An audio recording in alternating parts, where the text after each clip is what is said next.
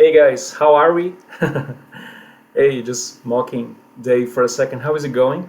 So yeah, I just thought about doing a quick video about some of the aspects of living in Brazil, and this is specifically to the Overseas Exile group on Facebook. So I came up with a list of topics here. I'm just gonna speed run through these topics, and if anyone has a question, specific question that I can help, just shoot. And I'm sorry for the microphone. I'm on my laptop. My real microphone is not working. So yeah, let's go. So I wanna start talking about housing. So let me grab my. So right now I'm in São Paulo, which is the largest city in Brazil. Just kind of zoom out here. So the city has 12 million people, but by the way, Brazil has 220 million, I think. So it's a fairly large city in the to Australia standards at least. And my I do live in in the CBD. So this is the city center, let's say. This is the kind of the financial district, and it's called Bela Vista. Bela Vista is the suburb name, right?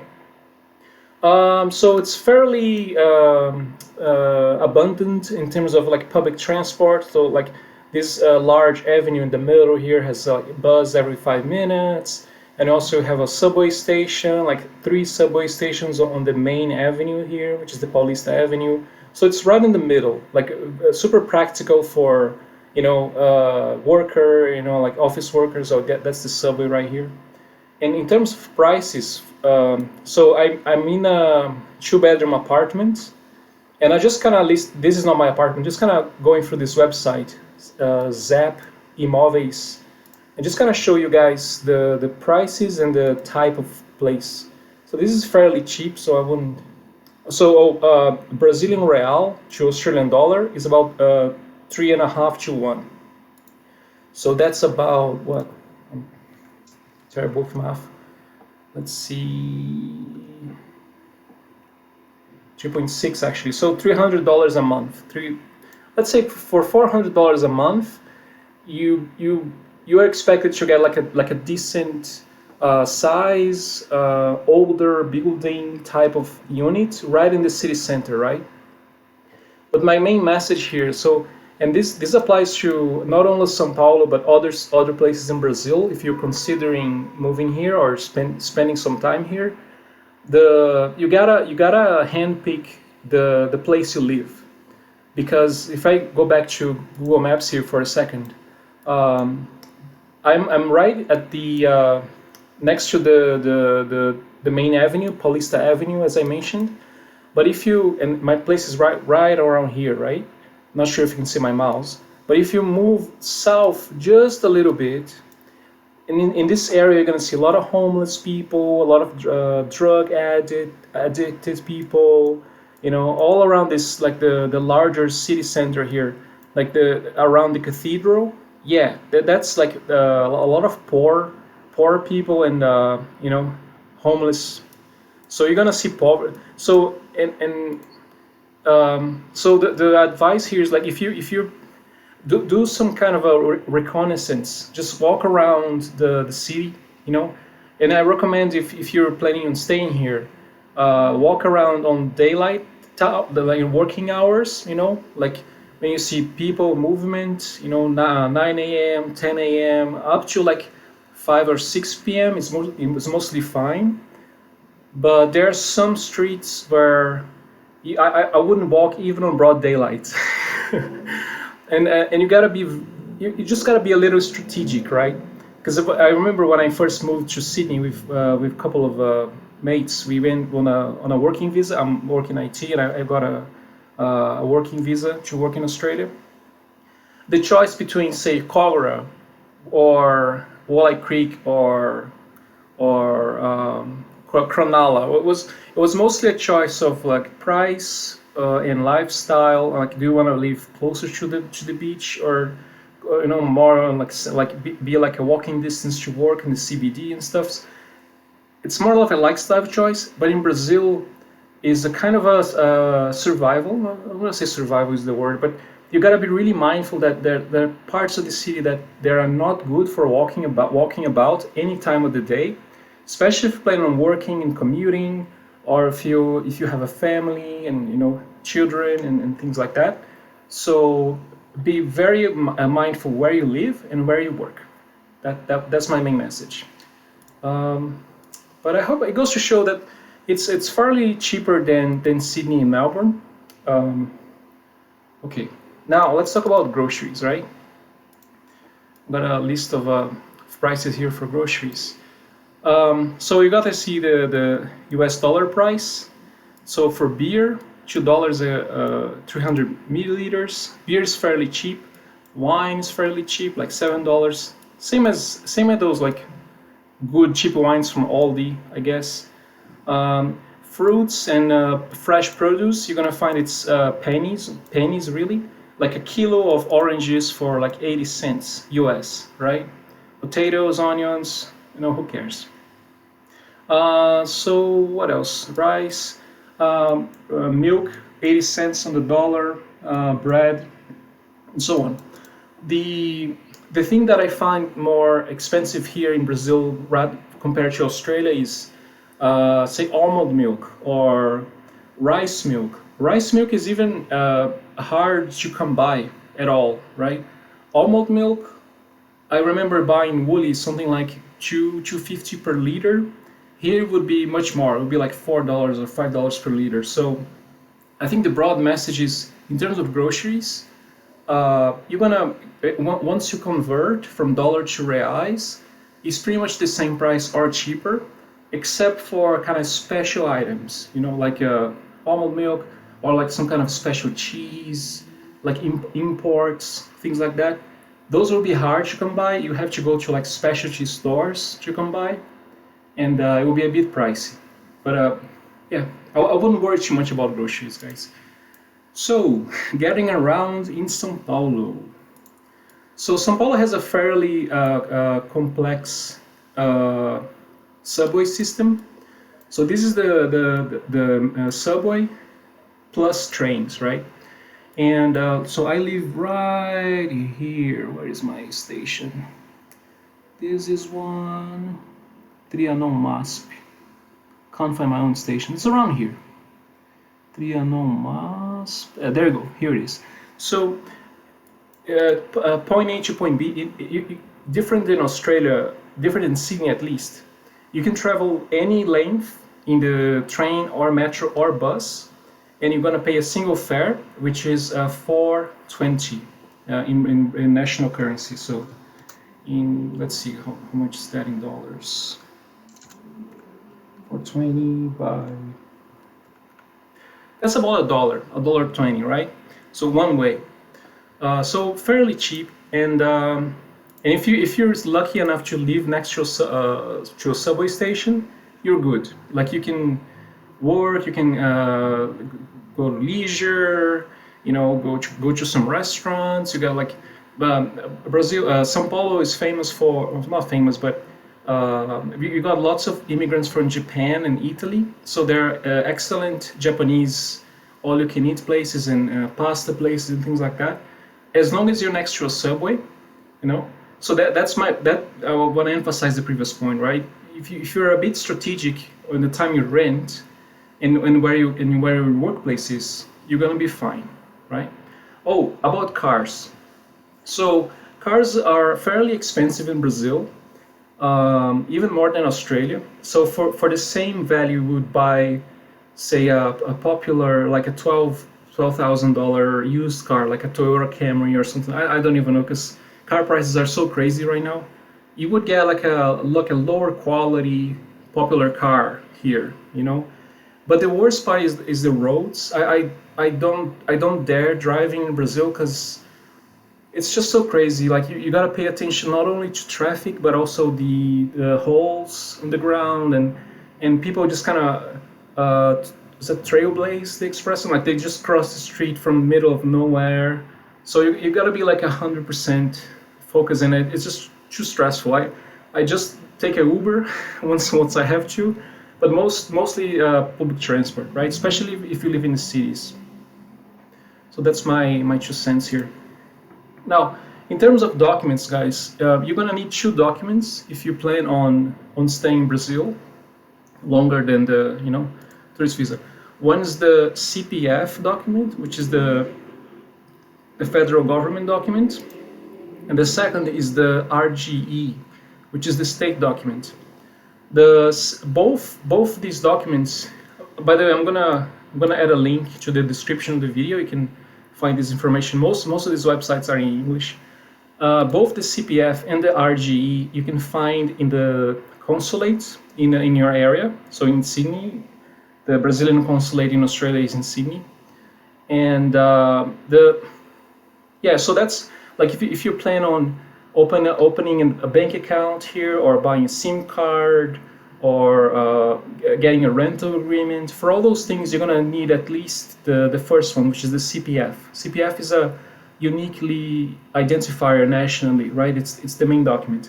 The other one, the RGE, is it's like a photo ID, because CPF doesn't have any photo identification. It looks like this.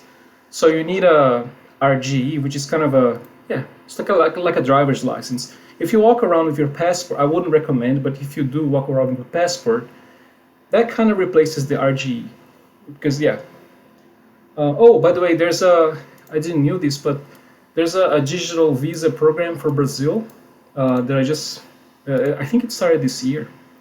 So the requirements are, if you have 1,500 monthly in revenue, you can apply for this visa, and the duration is 1 year, but renewable, right? I'm gonna leave a link in the description here. As an Australian citizen with an Australian passport, I think you can stay here 90 days, and then you can also apply for a tourist visa, which I think goes for 6 months. And then, if you decide to stay, that it's an option. I'm not too sure about in terms of costs or time it takes to apply and things like that, but I'll leave the links and you guys can do some digging. Okay, so documents, I think it's fine. Health insurance. So Brazil has government health insurance. It's not great, but if it's kind of a last resort situation, but it does cover like some complex procedures like cancer treatment and some kind of rare diseases. So with a national document, you can just walk in by in a health station kind of thing, right? In a hospital or a smaller hospital. I don't know how to translate that, and you're gonna get service, right? But it's highly recommended if you do engage in any kind of employment here, they will include private health insurance with the employment, because middle class, like if you can afford, you shouldn't rely on the public health service, because it's not that great. So you might be staying in line and all this horrific stuff, right? So in terms of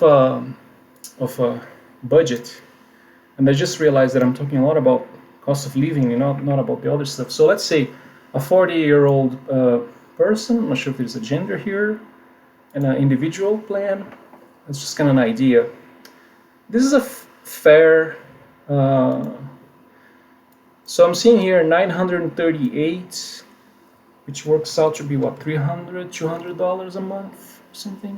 Let's see, 938, 948. Let's see, how good am I in math?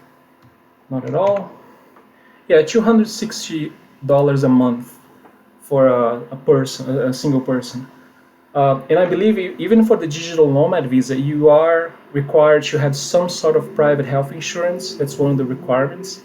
So I'll leave the links again. This is by no means any sort of a complete through research. I'm just kind of Googling stuff and just helping out in any way I can. So I spoke about health insurance. Violence. So Brazil is famous for being a violent country, and it has merits. So I live here for half of my life. I migrated to Australia when I was 30 years old. I don't have any personal episodes of like being held at gunpoint or someone beating me up or anything like that. What did happen to me and like family members and friends is the pickpocketing. You know, it's like petty crime. Like if you leave your backpack open in unattended, there's no more backpack. You know, like or phone, like a mobile phone in my pocket. Those sort of things that happen. So it's common to see like if you're taking a public transport, you see like women clinging to their bags and if it's a backpack, you kind of hug your backpack, you just put it in front of you instead of. So if you're not, that's one point, right? So of course there is like more more like hot crimes, let's say, but mostly drug related, you know. So the gangs, they're gonna do whatever, like they do kill themselves, and but it doesn't affect the normal citizen, let's say. What but and also another point, especially like if you're a family, if you have a like a young adult, you know, if you're in that age where you even either yourself, you're like young and you like to go out at night, that's a risk in compared to Australia. So I would say, bottom line, if you just walk on broad daylight when in streets where there are lots of people, and you're always aware of of your belongings, and you're not flashing wealth, like you're not having any sort of gold jewelry or flashy clothes or shoes, or like taking photos of your iPhone 13 or things like that, mostly you're gonna be fine. Like I got family members from the US coming to visit Brazil. They always have a good time, and nothing ever happened to them yet. So, but you do gotta be careful, right? The other thing I would say is to, if possible, to look like a local. Like I usually when I go out, if I'm not working, I'm just wearing shorts and flip flops and a shirt. Like nothing. Of course, that's like common sense. You don't want to attract attention to yourself, the least as possible, right? And yeah, and then if you do want to go out, I highly recommend Sao Paulo. Different than Sydney, you can do like a big night out kind of thing, like go to a pub with some friends and come back like 6 a.m. if you want to, and there will be a pizza shop open at 3 a.m. or something like that. The nightlife is pretty exciting. Villa Mariana is a suburb where all the pubs are and everyone goes. But you go with a friend, take an Uber, go and come back. You're gonna be fine, right?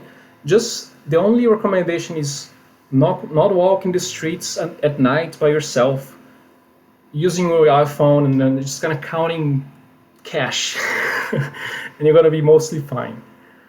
So that's violence. Corruption. So Brazil has a culture of, and I think it applies to South America as a whole. It's very difficult to engage in like public services. So they give you the difficulty and they sell you the ease. And when I say sell the ease is asking for bribes, right? So for instance, like I had to renew my car license. No, that was different situation. But I needed to renew a document, and the official way of going about that I think it was a unit. My unit has some tax documents to renew, and it was so lengthy, the process. Like, oh, fill in the this form ABC with the pink slip. Oh no, you fill in the one with the yellow slip or whatever. So at the end of the day, I just asked for an accountant to help me out. I paid him some money, and he knew a way which is like way easier. So that's the kind of corruption you expect here.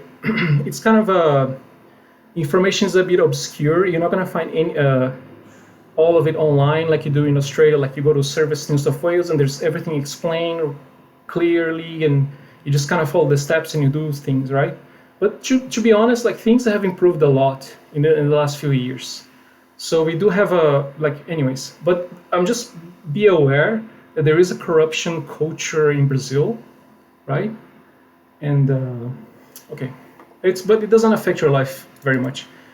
In terms of leisure, guys, so São Paulo is the typical large city, and We do have a couple of like large parks.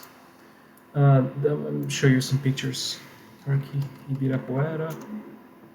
So this is the largest park in my city, in Sao Paulo. It's quite massive. You can like rent a bicycle and get around, take some photos and stuff. But other than that, it's not that as common like as you would find in a typical Australia suburb. I remember like the places that I lived in Sydney, there was usually like a dog walking place and a bicycle way next to the road, you know. Here in Brazil is kind of far in between. So there's this one park in the middle of the city. But if you do decide to visit, for instance, Rio de Janeiro, which is another capital, which is by the ocean, yes, you have plenty of beaches, and you have more options. Let's say São Paulo is not the primary. It's not like top of mind option for nature and for the kind of leisure that I imagine. I am here mostly because of family. My parents are here, and but if someone is thinking of coming to Brazil, I would recommend check Rio. You know, yeah, and other. I can do maybe a separate video of like going to the cities I know and a bit of the differences in between. Okay, pandemic. Last bit. Um, how was Brazil during the pandemic? Um, so we did similar to America.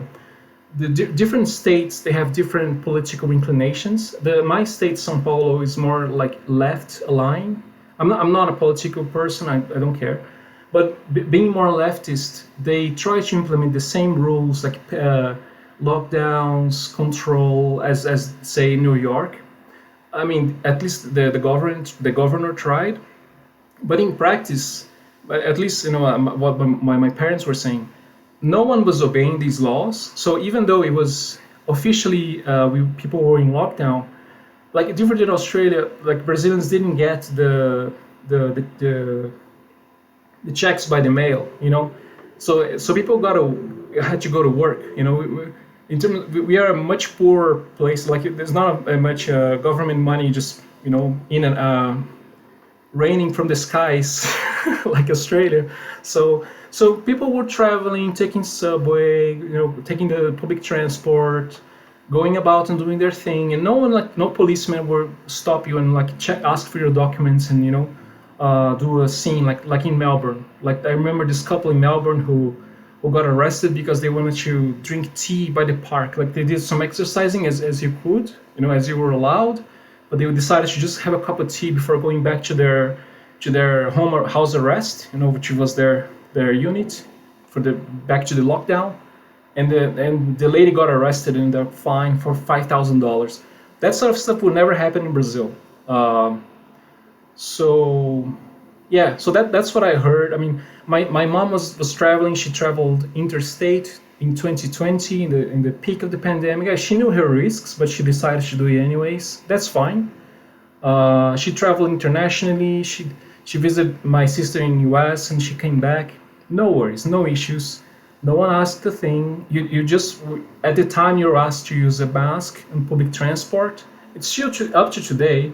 The only place you're required to wear a mask is in hospitals and public transports. So much different than what we saw in Australia. That's for sure. So that's it. I hope you liked it. I'm sorry about the mic. I'm using the laptop mic and it's just muffled and horrible. But yeah, if you have any questions, just type in the comments and yeah, cheers.